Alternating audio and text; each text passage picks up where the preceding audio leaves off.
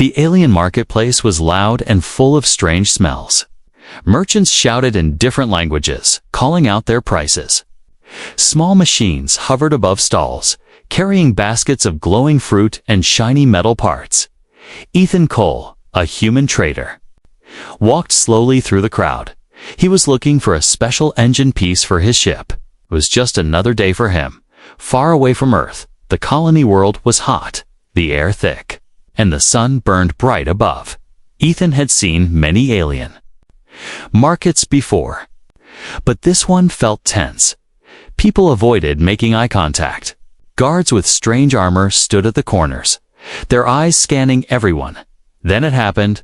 A sharp, high-pitched scream cut through the air. Ethan's head snapped toward the sound. In the middle of the street, an alien girl had dropped her basket of fruit. Bright blue orbs rolled across the ground, but no one picked them up. She clutched her arm and fell to her knees, her face twisted in pain, her skin pale with faint. Gold markings was changing color around the wound.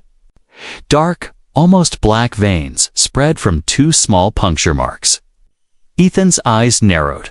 He recognized the pattern instantly. Venom. And a strong one.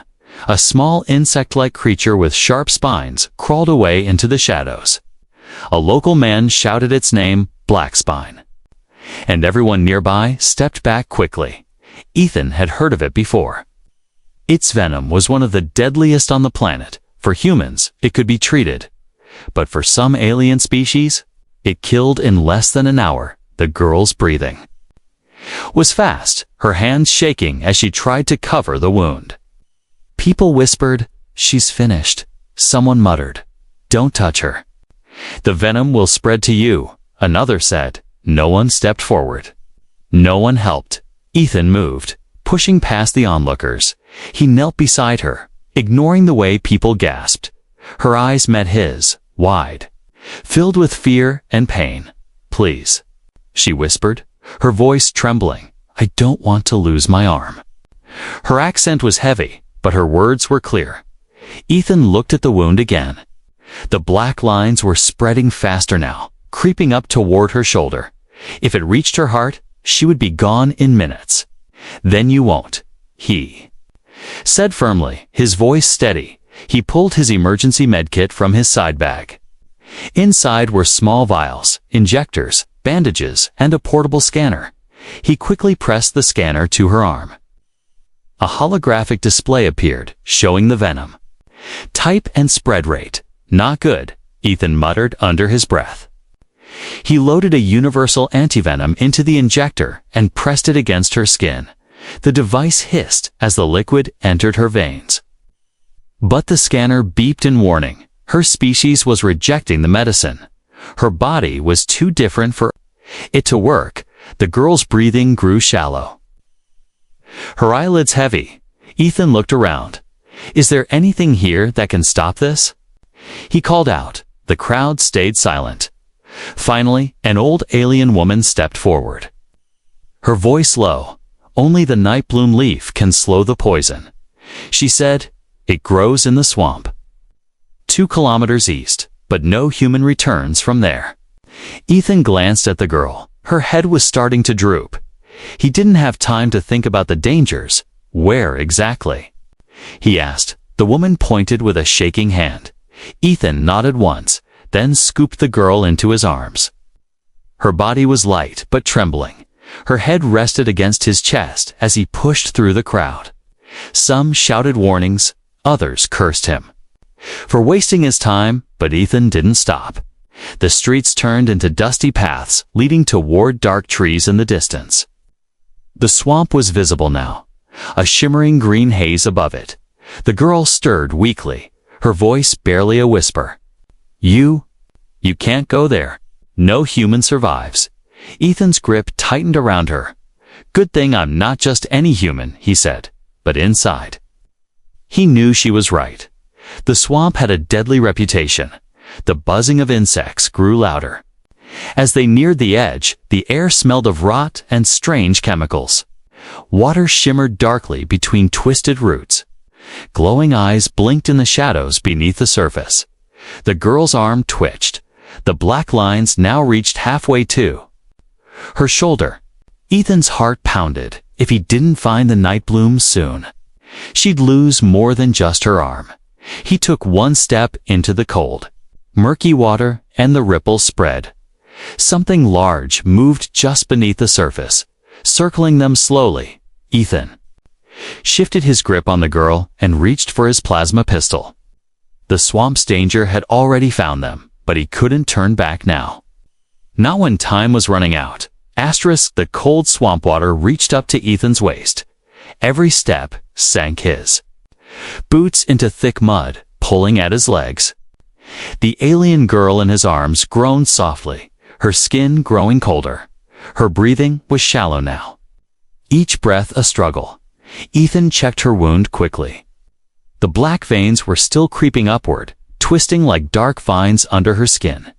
He knew he had minutes, not hours. The nightbloom leaf was the only thing that could save her. But finding it in this hostile place was like searching for a candle in a hurricane. From the corner of his eye, something moved under the water. Small ripples spread across the surface. Ethan tightened his grip on the plasma pistol in his free hand. A sudden splash erupted nearby. A long, scaled tail disappeared beneath the surface. The girl's weak voice came again. They smell the venom. They will come for us. Her words sent a shiver down his spine. It made sense. Predators could smell the poison in her blood. She wasn't just injured. She was a beacon for every hunter in the swamp. The buzzing of insects grew louder. Ethan's eyes scanned the twisted branches overhead. Somewhere in here, the nightbloom vines clung to the tallest swamp trees. They were said to have silver-green leaves that glowed faintly at night. But right now, the light was fading fast. Shadows stretched across the swamp like dark hands reaching for them. A sudden rustle ahead made him freeze through the mist. Huge shape rose from the water. Its head was wide, with rows of jagged teeth glistening in the dim light. The creature, a Miria, growled low. Its yellow eyes locked on him. It was between him and the only tree tall enough to hold the nightbloom. Ethan's pulse hammered in his ears. Backing away wasn't an option. The girl wouldn't last if he delayed. He raised his pistol and fired a bright plasma shot into the water near the creature's face. Steam hissed as the swamp boiled. The Myrea recoiled, snarling, then slid back under the surface, circling. Ethan pushed forward, forcing himself through the knee-deep muck. Each step felt heavier than the last. The girl's head rested limply on his shoulder now. Her voice was no more than a breath. "Don't let me lose my arm." Her plea hit him harder than the danger around them. She wasn't just afraid of dying. She was afraid of what life would be like if she survived broken. At last, he spotted it high above. Draped across a branch, the silver-green leaves of Quosk. The silver-green leaves of the nightbloom shimmered faintly. Even in the fading light, relief surged through him. But it was short-lived. The base of the tree's trunk was crawling with winged insects. Their bodies black and red. Each one carried a stinger long enough to pierce bone. One sting from them could paralyze a full-grown alien. He couldn't climb with the girl in his arms. Carefully, he lowered her onto a patch of moss. Her breathing was barely there now. "I'll be right back," he promised. Though he wasn't sure she could hear, he pulled a flare from his belt and struck it. The bright light and smoke made the insects scatter upward. Ethan climbed quickly, ignoring the sharp bark that cut into his hands. Reaching the branch, he ripped off a bundle of nightbloom leaves and stuffed them into a pouch. From above, he could see movement in the water below. The Myrea was returning. It swam directly toward the spot where the girl lay. Ethan's heart slammed in his chest. He slid down the tree, barely slowing as he hit the ground. Grabbing her, he spun just as the creature's jaws snapped shut where her legs had been. He fired another plasma shot into its side. The Myrea roared and thrashed violently, sending waves splashing against The trees Ethan didn't wait to see if it would return. With the girl in one arm and the leaves in the other, he charged through the swamp. Branches whipped against his face, roots grabbed at his feet. The buzzing of insects returned, louder. The water behind them rippled with the sound of pursuit. The trees began to thin. Ahead, he could see the dry ground of the market's edge. Every muscle in his body burned, but he kept moving. He could feel the girl's pulse through her wrist. It was weak and fading. Her head rolled to the side, her eyes half closed. "Stay with me," he muttered, his voice breaking for the first time. The moment they stepped onto solid ground, he dropped to one knee. The race against time wasn't over, but at least now, he could fight the venom head-on. Part 2 ends here, with Ethan surrounded by a silent crowd and the night bloom.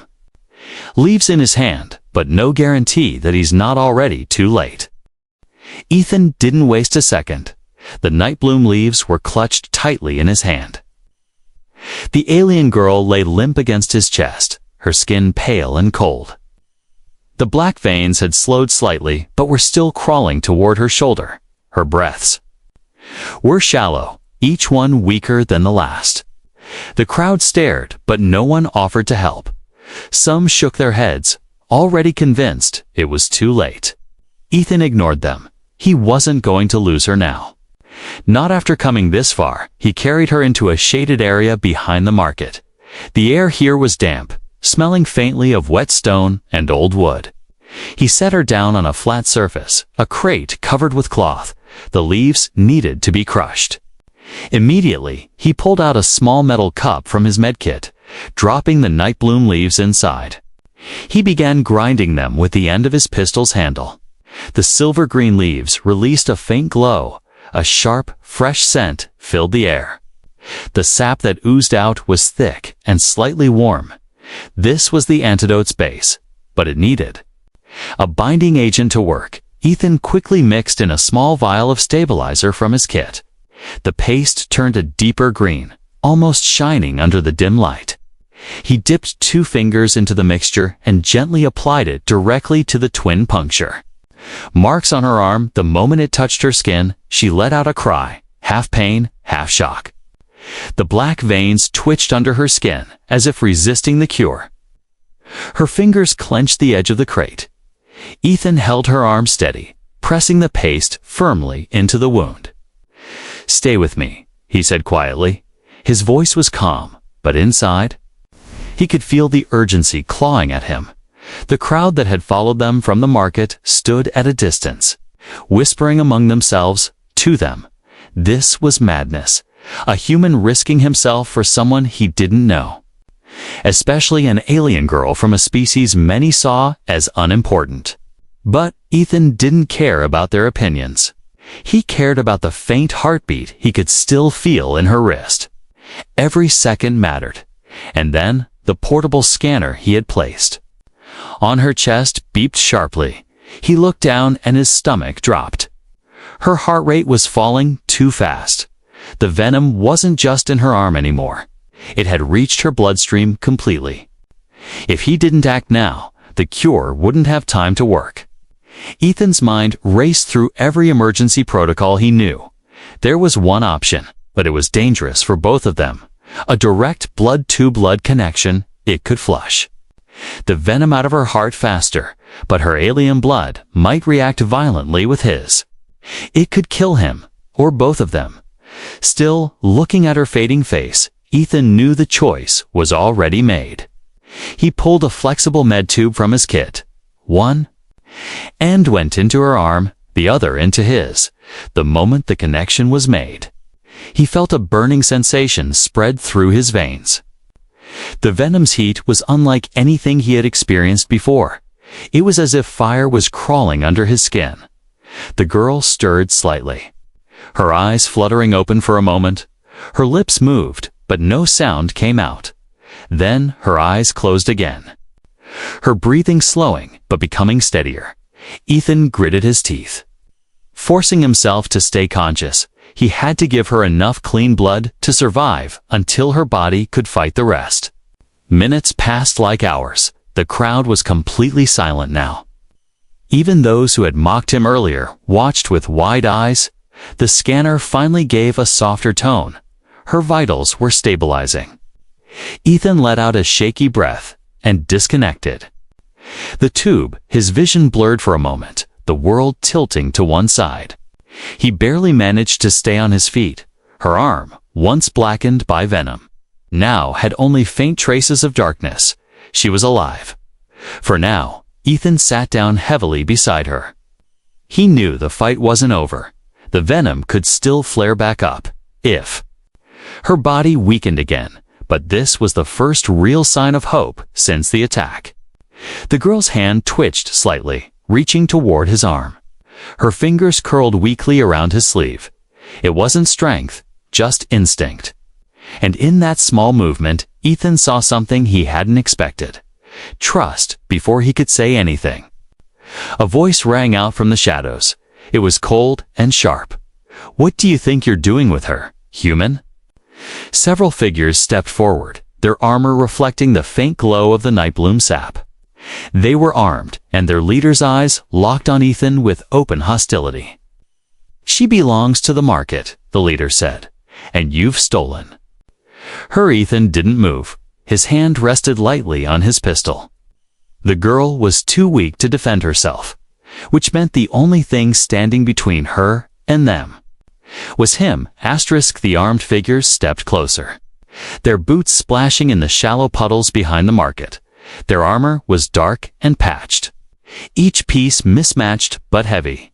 They were traitors, but the kind who treated people like goods. The leader's voice was low, dripping with threat. "That girl is marked. She's market property," he said. Ethan's jaw tightened. "She's dying." Ethan replied, keeping his tone calm but firm. "She's mine to sell or discard," the leader said coldly, "not yours to save." Ethan didn't waste time arguing. He knew they wouldn't understand. All that mattered now was stopping the venom before it could take hold again. He turned his attention back to the girl. Her breathing had steadied slightly, but sweat beaded on her forehead. Her body was still fighting the poison. Ethan's med scanner beeped again. Her temperature was climbing fast. She was burning up from the inside. If he didn't act quickly, the damage to her nervous system would be permanent. He pulled the nightbloom paste again, mixing in a cooling agent from his kit. The crowd watched in silence. Some of the bystanders whispered in disbelief. A human doing surgery in the open street.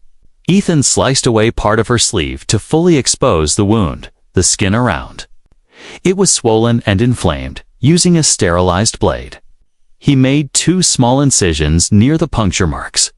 Dark blood, mixed with venom, oozed out. The sight made a few people turn away, but Ethan didn't hesitate. He pressed the paste deeper into the cuts, forcing it to mix with the infected blood. The girl let out a sharp cry. Her hand jerked upward, gripping Ethan's wrist weakly. "It's all right," he murmured. "Just a little longer." Her eyes fluttered, but she didn't pull away. The scanner's readings began to shift. The venom concentration in her blood was dropping. Ethan worked quickly, draining as much of the tainted blood as possible before sealing the cuts with a fine spray sealant. The nightbloom's glow lingered faintly under her skin. It was working, but slowly. Behind him, the leader of the armed traitors stepped forward. "Again, you've had your fun, human," he said. "Now hand her over." Ethan stood, placing himself between them and the girl. "You take one more step, and you'll regret it," Ethan said evenly. His plasma pistol was already in his hand, the barrel aimed directly at the leader's chest. The man smirked, clearly underestimating him. "You think you can fight all of us?" Ethan's gaze didn't waver. "If I have to," he said. "But I promise, one of you won't walk away." The tension was thick. Even the crowd seemed to hold its breath. Then, a voice cut through the standoff. The old alien woman who had told Ethan about the nightbloom. "Leave them be," she said firmly, stepping into view. "The life debt is already formed." Her words made the traitors pause.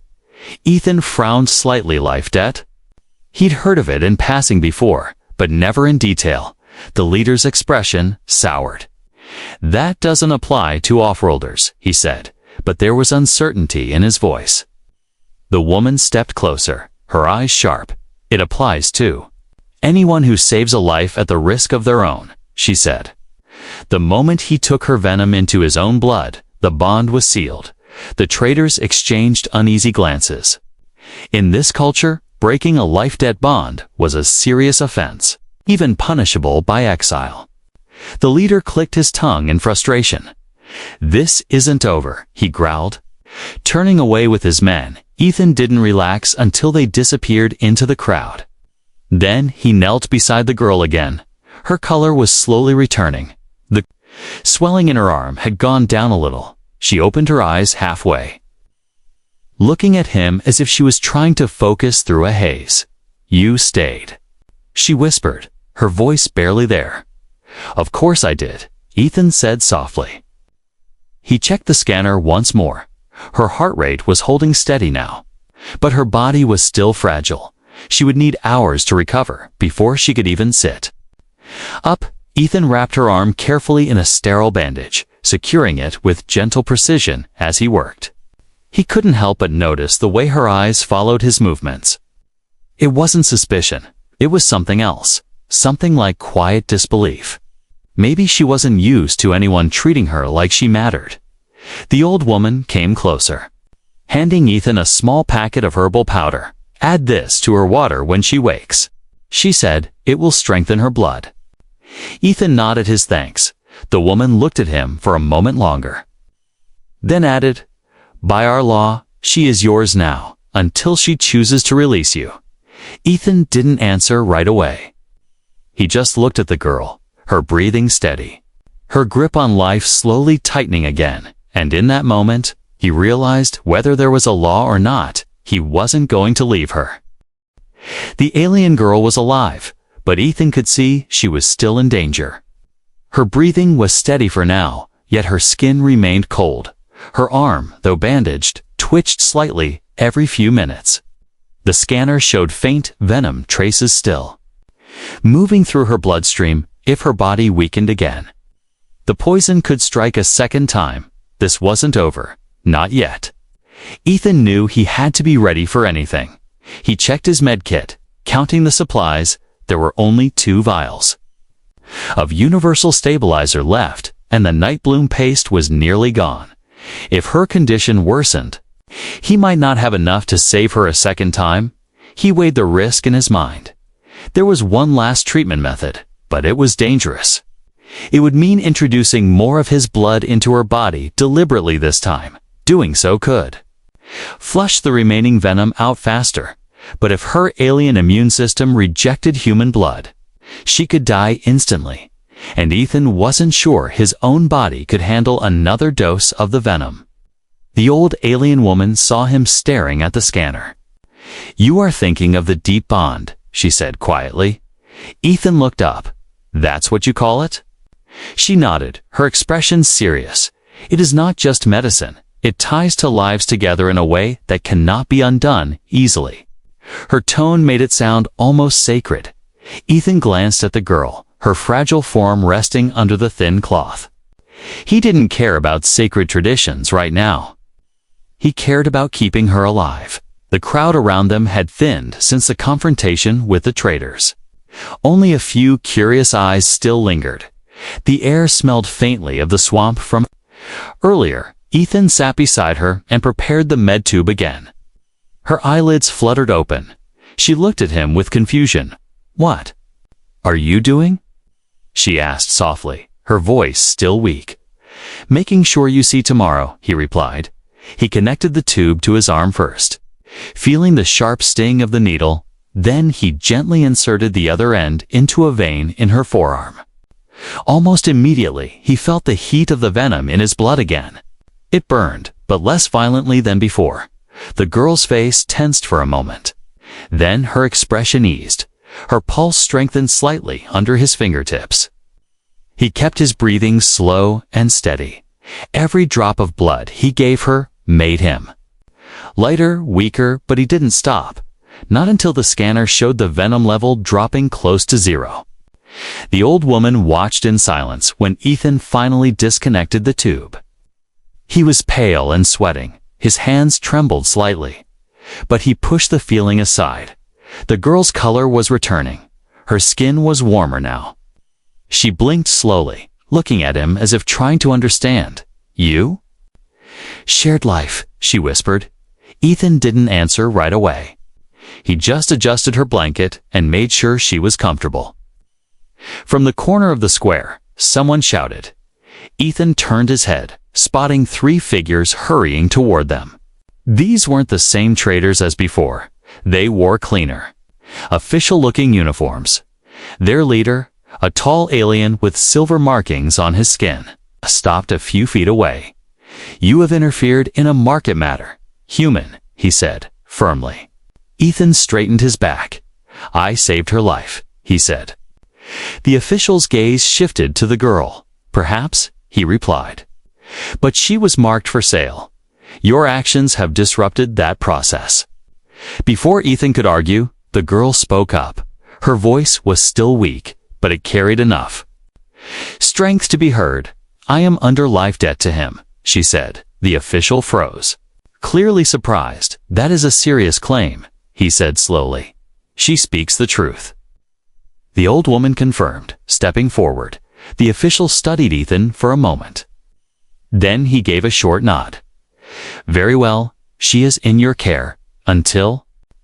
The debt is repaid, he said, but his tone suggested he would be watching closely. When they left, Ethan finally exhaled. The girl shifted slightly, her eyes still on him. You risked yourself. Again, she said. He shrugged. Guess that's just what humans do. For the first time since he had seen her, a faint smile touched her lips. It was small, but it felt like a victory. Ethan leaned back against the wall, feeling exhaustion creeping in, but at least for now, she was safe. The first rays of morning light crept over the market's rooftops. The night had been long and restless. Ethan had stayed awake most of it, checking the alien girl's pulse every hour. Her breathing was calm now. No sign of fever. The venom was gone from her system, at least according to the scanner. But she had been too weak to speak more than a few words since the treatment. Ethan wasn't sure how much she even remembered. He sat beside her on the makeshift bed, sipping from a canteen of water. His muscles still ached from the blood exchange. Every movement reminded him of how close they had both come to dying. The sound of quiet movement drew his attention. Her fingers were twitching against the blanket. A soft groan escaped her lips. Her eyes fluttered open slowly, adjusting to the light. She blinked a few times before focusing on his face. You're still here, she whispered. Ethan gave a small nod. Didn't have anywhere better to be, he said lightly. Her gaze moved to the bandage on her arm.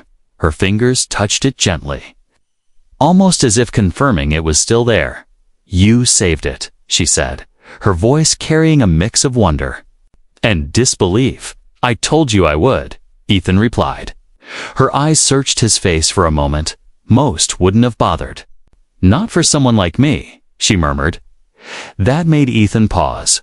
What do you mean, someone like you? He asked. She hesitated, glancing around to make sure they were alone. Then she pulled the blanket slightly lower, revealing the gold markings on her shoulder. They weren't just natural patterns. They were deliberate, intricate symbols. Ethan recognized them from a history briefing he'd read years ago. They belonged to one of the old ruling clans of her people. Those are royal marks, he said quietly. Her lips pressed together as if she regretted showing him they were, she said. Before my family was destroyed, Ethan leaned forward slightly. You're a princess, he said. Not as a question, but as a statement. She gave a bitter smile. I was. Now I'm just a lost name sold in a market. Her words carried a weight that made Ethan's chest tighten. The traders hadn't just seen her as property. They'd taken someone who had once been untouchable. And if her enemies knew she was alive, she would be hunted until she was gone for good. Before Ethan could say more, footsteps approached. He instinctively reached for his pistol. It was the old alien woman again. Carrying a bowl of steaming broth, she will need strength if she is to move soon. The woman said. Ethan helped. The girl sit up slowly. Her body trembled from the effort, but she didn't complain. She accepted the bowl and drank slowly, her hands warming against the ceramic as she ate. The old woman gave Ethan a pointed look. "You realize keeping her means trouble will follow you?" she said. Ethan glanced at the girl. "Too late for me to change my mind," he replied. The woman nodded as if she had expected that answer. "She will need a safe place. Far from this market," she said. Ethan knew she was right. If the traders or the officials realized who she really was, the life debt law might not protect her. When the old woman left, silence settled between them again. The girl lowered the empty bowl and met his eyes. "You don't even know my name," she said. "Then tell me," Ethan replied. She hesitated for a moment, as if weighing the risk. Then she said it a name, with sharp consonants and flowing vowels. It was beautiful, but also dangerous if spoken in the wrong place. Ethan repeated it carefully, committing it to memory. Her lips curved into a faint smile. "That's the first time in years I've heard it without fear," she whispered. Ethan leaned back. "Well, if anyone comes looking for you, they'll have to go through me," he said. Her smile widened just a little, but the moment was interrupted by a distant shout. Voices were rising in the marketplace, loud, angry, getting closer. The girl's expression darkened. "They found out I'm gone," she said softly. Ethan stood, checking his gear and making sure his pistol was loaded. "Then we'd better be ready," he said. From outside, the sound of boots hitting the ground in unison echoed toward them. The girl gripped the blanket tighter around herself. Her eyes met his, not with fear this time, but with determination. Ethan stepped toward the door, blocking her from view. If they were coming for her, they'd have to get through him first. The sound of boots on stone grew louder. Dozens of footsteps moved in perfect rhythm. Ethan could tell this wasn't just a group of market guards. This was a full enforcement unit. He stepped forward, positioning himself in the doorway. The alien girl stayed behind him, hidden in the shadows. Her breathing was calm now, but her grip on the edge of the bed was tight. She knew what was coming. The first soldier appeared, armored in polished plates that reflected the morning sun. Behind him, more soldiers filled the narrow street. Blocking any escape, their leader was taller than the rest, with silver markings across his face. In his hand, he held an official order tablet. "Human," the leader said, his voice deep and unyielding.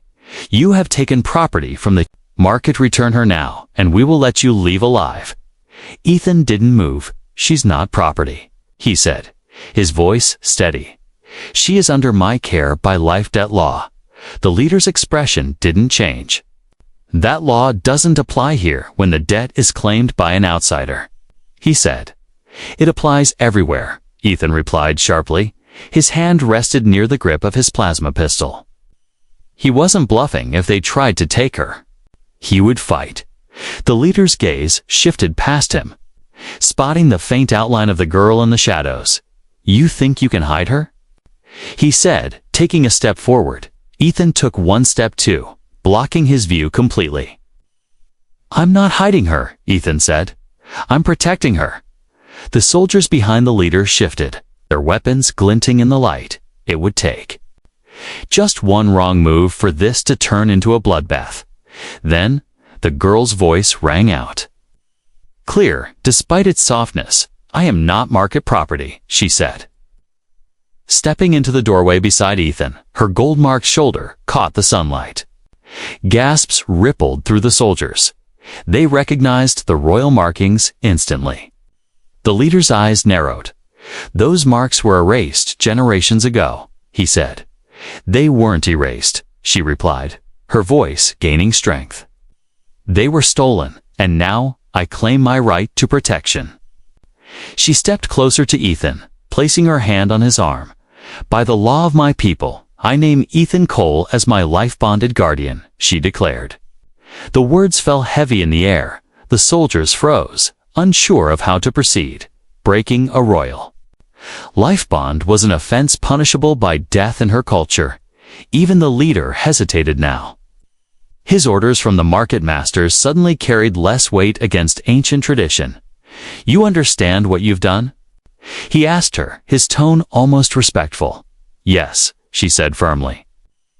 "I have chosen my protector, and any harm to him is harm to me." The crowd that had gathered behind the soldiers began to murmur. People who had ignored her before now looked at her with wide eyes. The leader finally lowered his weapon. "This matter is beyond the market's reach now," he said. He signaled his soldiers to stand down. One by one, they stepped back. Leaving the street open, Ethan felt the tension ease from his shoulders. The girl was still holding onto his arm. Her grip wasn't from fear anymore. It was from choice. As the soldiers left, the crowd parted to let them pass. The old alien woman from before stepped forward, her eyes warm with approval. "You have not just saved her life, human," she said. "You have changed it." The girl looked up at him. "You didn't have to stay," she said quietly. "I know," Ethan replied. "But I wanted to." A faint smile curved her lips. "Then I guess we're bound now, not just by law, but by choice." Ethan chuckled softly. "Guess so," he said. They began walking through the marketplace. Together, the same streets where she had once been ignored and left to die. Now people stepped aside with respect. Some even bowed their heads. Ethan didn't care about the stares or the whispers. All he cared about was that she was walking beside him, alive and free. And in that moment, he knew whatever came next, they would face it together.